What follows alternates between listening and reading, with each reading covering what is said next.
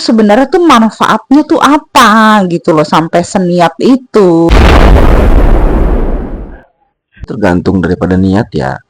Kalau yang jenis yang ini biasanya digunakan untuk Untuk perduit-duitan. duitan, percuanan. Tapi ada dari jenis yang satu level dengan itu yang digunakan untuk menyerang, untuk melakukan suatu hal yang tidak bisa dilakukan manusia lah. Aku nggak bisa spill di sini karena terus terang bahaya. Kan terkenal banget tuh kalau tuyul itu kan untuk nyuri uang gitu ya. Yang banyak tuh kan cerita yang uang di kampung A gitu uangnya ada yang hilang gara-gara digondol tuyul gitu kan ya. Tapi ternyata tadi AA bilang ada yang tentang buat nyerang orang segala macam, berarti bukan cuma tentang uang doang dong. Di tingkatan yang kurang lebih sama dari jenis yang berbeda. Jadi kalau di spill sebenarnya kalau di tanah Jawa itu nggak cuma duyul, ada juga yang ngiprit. Perjanjian goib ya. Ya itulah perjanjian. Tapi ini lebih dari perjanjian sebenarnya. Tapi ini biasanya long term condition sampai salah satu dari kedua belah pihak itu akan mundur sendiri dari ruangan perjanjian tersebut. Ada ya AA, jin-jin yang demit-demit gitu yang dipakai buat perjanjian-perjanjian dengan manusia begitu. Jadi bisa memperdaya manusia dengan fisik seperti mencuri uang, menyerang manusia, begitu bisa ya. Aku pikir bangsa mereka itu tuh nggak pernah bisa menyerang dan menyakiti manusia gitu loh. Sebenarnya sangat bisa, banyak kasus terjadi dan banyak contoh terjadi, cuman kitanya aja enggak. Tentu aja bisa, sangat bisa. Bahkan kayak contohnya praktisi yang melakukan santet, beberapa yang melakukan pelet. Nggak semua ya, nggak semua pelet itu menggunakan jin, nggak semua santet itu menggunakan jin. Ada yang berupa energi doang, tapi ada yang menggunakan itu. Ada juga yang sampai merubah bentuk fisik manusia, ada. Merubah alur kehidupan manusia, ada. Merubah mencampur tangan kepada keturunan orang-orang yang punya perjanjian itu pun banyak kasusnya, tapi kita nggak publish. Berarti ada perjanjian-perjanjian yang mengikat anak keturunannya gitu, misalnya si A melakukan perjanjian dengan tuyul gitu, itu karmanya atau misalnya bayarannya tuh ke keturunannya. Dalam kasus ini Ogut bisa bilang enggak. Kenapa? Karena yang punya perjanjian cuma satu orang. Tapi untuk hal-hal yang lain atau dari jenis yang lain dengan perjanjian yang sama ada yang sampai beberapa keturunan, istilahnya dijual lah ya. Kalau dijual begitu kan berarti kan anak keturunannya yang rugi. Kalau seperti itu kasusnya berarti istilah anak menanggung dosa orang tua itu ada dong. Oh, tentu tidak. Setiap manusia mempunyai karmanya sendiri-sendiri, mempunyai jalan nasib dan takdirnya sendiri-sendiri. Jadi nggak ada istilahnya anak menanggung dosa orang tua atau diwarisi dosa orang tua. Kehidupan anak itu sudah menjadi seperti itu adanya dan orang tuanya lah yang menanggung dosa atas perbuatannya. Jadi sampai di situ jangan pernah bilang kalau bapaknya yang perjanjian anaknya juga no, belum tentu. Kalau dia jadi korban atau dapatkan kerugian banyak kasus, tapi kalau dia ikut menanggungnya tidak.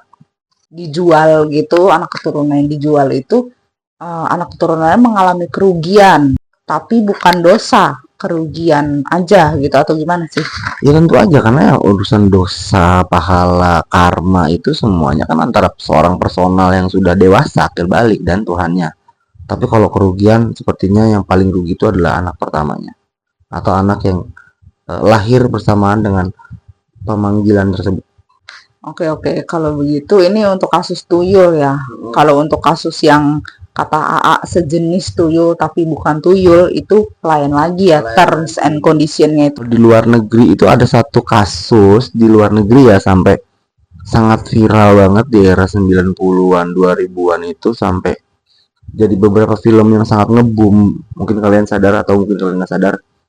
Jadi di situ ada perjanjian antara sepasang manusia dan begituan sampai begitu anaknya lahir, anaknya otomatis menjadi wadah untuk begituan yang punya perjanjian sama orang tuanya. Untuk mengulas soal anak tersebut yang jadi korban atas perjanjian dari orang yang terdahulunya itu, leluhurnya istilahnya orang tuanya, itu mah nggak pantas kita omongin di sini ya. nggak pantas juga, karena kita juga tidak bisa menjamin. Siapa yang tahu kalau ternyata tubuh fisik anak tersebut terlahir tanpa adanya Kesadaran kesadaran penuh. penuh. Kita nggak pernah tahu. Tapi untuk begitunya mah walahu alam ya. Begitunya mah iya. Tarik garis lurus aja deh nih buat yang sekiranya takut lah gitu sama kejadian-kejadian tentang pencurian uang melalui tuyul ini gitu. Babi ngepet juga kan ya. Iya. Cuma ini kan kasusnya tentang tuyul ya. Gimana sih caranya biar nggak jadi targetnya si tuyul ini? Kan banyak ya yang suka DM gitu minta bantuan. Kayaknya nih aku nih di kampung aku tuh lagi marak-marak tentang tuyul nih. Aku tuh kehilangan uang dan lain-lain. Daripada jadi fitnah, daripada jadi menuduh-menuduh atau berprasangka-prasangka yang tidak tahu kebenarannya, yang pertama ini bisa digunakan untuk semua orang. Dekatkan diri pada Tuhanmu. Jangan lupakan berdoa. Dalam Islam itu ada istilahnya zakat mal. Zakat atau pengeluaran harta pribadi untuk melindungi harta pribadimu.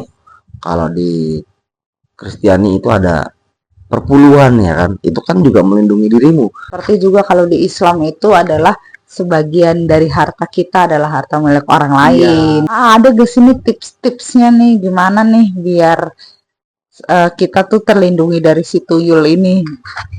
Tips-tipsnya ya simpel ya, penuhkan dengan kesadaran, jangan pernah biarkan uang berceceran. Itulah kenapa tuyul tidak ambil uang di bank atau di ATM. Maksudnya tuh yang ampar nggak dihitung dulu, nggak ditaruh di tempat yang rapi. Maksudnya ampar-amparan, di aur-aur di sembarangan, kita taruh di gerobak, taruh di mana, di meja, kita udah taruh sor, ditaruh ke duit tidak gitu. Nah itu yang jelek, gak boleh itu, kudu dirapiin. Itu lo gunanya dompet. Ngkongkong zaman dulu yang ogah pakai dompet, nggak bisa pakai kopel nih, taruh di peci. Biar apa? Rapih, bersih. Tuh, intinya mah begitu. Eling, rapih.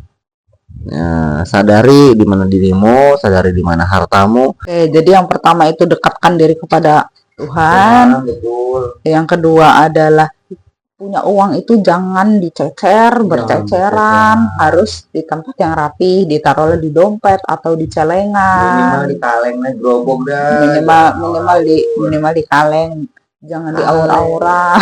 Itu apa ya dia? Warung Madara ya. Terus niatkanlah untuk melindungimu. Memang bersedekah itu asasnya manfaat, tapi ada beberapa aturannya. Karena saya orang Islam ya, ada beberapa aturan yang mengatur dengan sangat jelas bahwa zakat mal itu untuk melindungi hartamu, zakat fitrah itu untuk melindungi fitrahmu, dirimu. Jadi udah ada aturannya, udah ada tuntunannya. Jadi ngapain pada keder bocah. Satu lagi aku mau nambahin, kalau menyimpan uang atau menyimpan barang itu harus istilahnya dibacain bismillah. Kan ada kalimat begini nih, sesungguhnya syaitan itu tidak dapat membuka pintu-pintu di mana yang sudah disebutkan nama Allah daripadanya. Kita tutup aja deh obrolan tentang tuyul ini, oke? Melihat bagaimana cara mendapatkannya dan bagaimana cara menanggung akibatnya di situ. Tadi udah pikir saja, takut jadi tutorial. Bahwa gini ya, saudara-saudara, sesungguhnya untuk menjadi seorang manusia yang kafir, yang sesat, itu sulitnya bagaikan kita melewati 7 gunung. Tapi untuk menjadi seorang mukmin yang benar, seorang manusia yang paling benar lah ya istilahnya ya, sulitnya itu sama dengan melewati 7 gunung. Jadi istilahnya daripada kita capek-capek, ribet-ribet, effort untuk menuju jalan yang salah, mendingan apa? Kita berjalan di jalan yang benar. Kita berjalan di jalan yang benar-benar aja, berdagang aja yang benar, yang halal, yang enak dah, pokoknya enak. Karena sesungguhnya berjalan di jalan yang sulit, di jalan yang tidak benar, dan jalan yang benar itu sama-sama sulit. Tidak ada yang mudah, saudara-saudara, percayalah sama saya, tidak ada yang mudah, semuanya sulit. Cuman kalau sulit itu kita menuju jalan yang benar, menuju kepada fitrahnya, menuju jalan keberkahan, kan enak. Kan alangkah baiknya seperti itu. Oke. Jangan lupa di subscribe, jangan lupa di support kita juga nih. Pokoknya banyak dah, kita mau ngomong-ngomonginnya banyak dah. Gitu. Jangan lupa di follow juga Instagram kita Pladitya Dakrom sama Pladitya. Dan Ini jadi Betawi ini. dan TikTok itu Pladitya Dakrom, YouTube-nya Kamar Gelap Pladitya. Ini mau jadi Betawi sih. Ya udah, gitu aja ya. Ya udah. Karena udah lu pada mandi.